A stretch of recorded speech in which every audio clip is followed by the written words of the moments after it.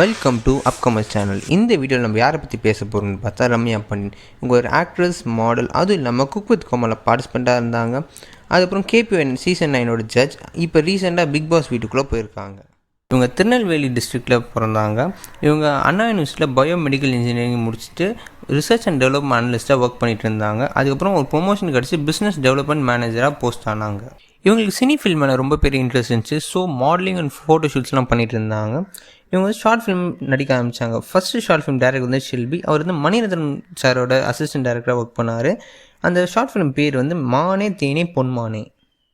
இவங்களுக்கு first movie chance கிடச்சிது Balaji Sakthivel sir டேரக்ஷனில் ரா ரா ராஜசேகர் படத்தில். அப்புறம் அந்த மூவி வந்து இவங்களுக்கு வந்து ட்ராப் ஆகிடுச்சு. இவங்களுக்கு அடுத்த மூவி சான்ஸ் கிடச்சிது. அது ஒரு low budget movie Dummy Tappasu 2015 release ஆகிருக்கு. அதில் இவங்க ஹீரோயின் ரோல் பண்ணியிருக்காங்க. ரா ரா ராஜசேகர் மூவி டீம் வந்து இவங்களை வந்து ராஜு முருகன் சார்ட்டை இன்ட்ரடியூஸ் பண்ணாங்க ஜோக்கர் மூவிக்கு 2016. அந்த மூவியில் இவங்க வந்து லீடிங் ரோல் பண்ணியிருந்தாங்க. அந்த மூவி வந்து நேஷ்னல் அவார்ட் வின் பண்ணியிருக்கு.